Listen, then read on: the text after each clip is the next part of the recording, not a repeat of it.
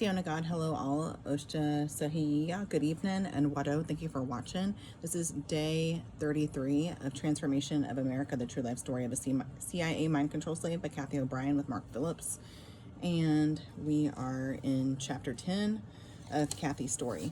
I was routinely escorted arm in arm, Oz style, by two agents to Cheney's downstairs office in the Pentagon. Sometimes Bird took me in, other times Cheney walked me through the building, particularly if we were going to his bunkhouse personal quarters. Cheney's office was equipped with black leather furniture, a huge messy brown desk, massive bookshelves, and an hourglass that he always used in keeping with Oz programming to assure me that my life was on the line under his command. As programmed MPD, I had no concept of time. The hourglass was a visible way for me to see my time running out and actually grasp the concept. The first time I reported in, Cheney shuffled through the clutter on his desk, picked up a paper, and began reading. Number 1, I am not your friend and I don't want to see you unless I order you to report in. Number 2, follow the colonel's, in brackets it says Aquino, orders as it is the chain of command. What he ordered you to do is a command for me. Follow it to the letter as though your life depends upon it. Because, and here come brackets, he looked up and grinned wickedly, close brackets, of course it does. His cold eyes bore into mine as he walked around to the front of his desk.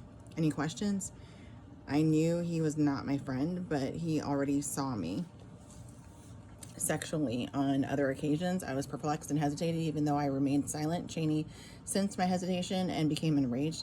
He got up in my face, poked my breastbone with his finger, and roared, "Don't even think to question anything I say. There is no question as to what I do, what I think, or what I say, because I am absolutely above questions, especially yours.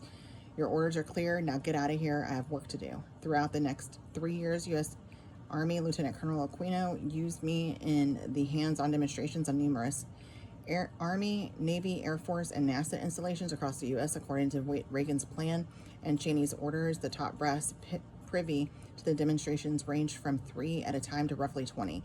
In closing, Aquino always persuaded them to line up while I was forced to perform sexually on command with each one. The larger groups were physically painful, while the smaller groups often involved unapproved variants from the routine, such as revealing Reagan's bestiality perversions. The wide array of switching my personalities that Aquino incorporated into the demonstrations and the vast amount of high voltage and torture to which I was subjected left me exhausted and physically devastated for days after each one of Reagan's hands-on mind control demonstrations. So then there's one footnote here. It says, my jaw is permanently damaged from Cheney. I have chronic TMJ. Chapter 11, Papa Philip Habib, Habib. My CIA operative handler Alex Houston was scheduled to perform with country music entertainer Loretta Lynn at the Playboy Club in Atlantic City, New Jersey in the spring of 1985, and he admittedly did not want me there for the performance. He explained that after his show, he intended to dress up like a carrot as lunch for the bunnies, and I would only be in his way. But I had White House business to attend with a different kind of rabbit. Reagan had arranged for me to meet with his personal attaché, Attache, with a little apostrophe on the end. Philip Habib, now deceased, who always played the cryptic role of the Alice in Wonderland White Rabbit to mind-controlled slaves. Houston had no choice but to take me along once the orders came down. CIA operative Ken Riley, the neo-Nazi pedophile who functioned in the capacity of Loretta Lynn's road manager and Project Monarch mind control handler, was Alex Houston's closest friend. Riley often made arrangements through Loretta's and Houston's shared talent agent, Reggie McLaughlin, for all of us to travel together, particularly when it involved government covert operations such as this Playboy Club gig did. Loretta's singing career and political ties in CIA covert operations have always been synonymous. Riley escorted her in and out of the White House on numerous occasions during the Reagan administration. By natural attrition, this put Riley in a secondary role as a backup, quote-unquote, backup handler for me, as he often returned from DC with orders for or concerning me. Houston and Riley shared much CIA covert operations, country music interests, neo-Nazi and U.S. government mind control, Project Monarch methodologies, slave run-in, pornography, cocaine, and pedophile activities. Kelly and Riley's young daughter were often filmed pornographically together and endured the sexual assaults of Houston and Riley together on numerous occasions. Okay, this trip to Atlantic City provided me an opportunity to talk with Loretta while her husband, Mooney, Riley, and Houston met for business. Loretta and I had so much in common that our time together had been restricted from the time we met in Minneapolis, Minnesota in 1981. Discussed our victimizations while alone in Loretta's dressing room at the Playboy Club. We discussed a wide range of topics from motherhood to the White House. We talked about Reagan in terms of his role as the Wizard of Oz, but mostly we recited the general praises we were trained to say. We talked about Reagan's quote-unquote favorite music by Air Supply, which he had supplied to us both by Riley. Air Supply's cryptic NASA Project Monarch theme recordings became life and breath to us, both according to Reagan's intention. We locked in our program devotion for him. We discussed the recent inauguration party Loretta had attended at the White House. I was aware she had entertained there, as Houston relayed information to Riley pertaining to his recent trip to Panama to meet with Panamanian dictator and CIA operative Manuel Noriega, Noriega, in order that Riley delivered the information to Reagan during the inauguration party. Loretta and I switched personalities spontaneously as we inadvertently triggered each other with a shared cryptic language to which we were accustomed. We discussed forbidden subjects, including Noriega and Bird, until Riley and Houston caught us and separated us as though we were a couple of naughty kids. I learned more than I was supposed to about Loretta while in Atlantic City, but was never permitted another opportunity to speak with her so freely.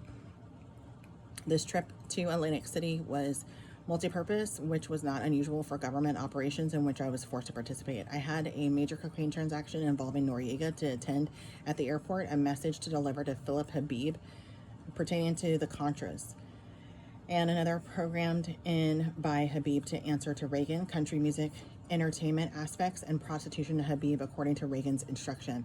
As the sun was setting over Atlantic City, Houston activated the Project Monarch Oz programming that was used for high-level covert operations.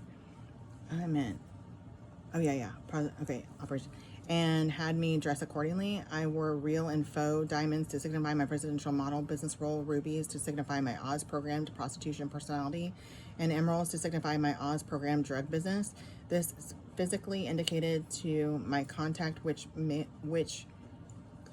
contact in parentheses S, so contacts, which mode of operation I was under at the time. Rarely did I wear all three indicators at once, but they certainly applied in this operation with Habib. Houston led me down to the waterfront boardwalk toward the hotel casino, where I was to meet Habib, walking like the Oz scarecrow and singing Follow the Yellow Brick Road. Houston led me up the elaborate escalators of the hotel to a high-stakes gambling area where Habib was playing cards. The guard at the door did not let Houston through, and I was sent to Habib's table on my own. When I approached, Habib leaned back in his chair to hear while I quietly recited in Oz cryptic, "I've come such a long, long way to see you. Uncle Ronnie sent you something." "What would that be?" he asked loudly as he leered at me and chuckled. I could not respond because I was under heavy program. He handed me his room key and pulled me close as he hypnotically whispered, "Use the key, put it in the lock, turn, open the door, and step through a window in time." The other gamblers at Habib's table were getting impatient, and I quickly exited the gambling room. When I arrived in Habib's room, two of his bodyguards accessed my programming. Chiefly speaking, I began reciting Reagan's message. Arrangements were made for the two guards to pick up a fair-sized shipment of cocaine the next morning that was arriving on a small military brass airplane. Houston and I would then board the plane and fly to D.C., where I would complete my part of this operation. When Habib arrived, he ushered me into the bedroom part of the suite and began disrobing, down to his boxer shorts and gartered socks. Referring to a recent Dante porn film I was used in, he said, "I liked your ruffled tennis panties," then threw me a pink teddy and ruffled panties resembling the tennis outfit, commanding, "Put it on." I complied. He threw me a stuffed toy cat on the pillows and explained that Kitten is going to keep this kitten, pointing to her, from screaming. "We're going to play Tweedledee and Tweedledum S&M games." Habib physically resembled the violent Alice in Wonderland characters, especially in his boxer shorts. The hysterical, controlled laughter that rose in my throat would only have intensified his abuse and was fortunately choked back by terror as he began attaching heavy rope ties to the four posters of the bed. On command, I crawled onto the bed and lay on my stomach. While he tied me so tightly I was stretched, he shoved the stuffed cat under my mouth and then entered me roughly from behind and said, "Come to Papa," quote unquote. Okay, we're going to leave it at that. Don't go hang, get you, we need to go till we meet again. Love you, mean it.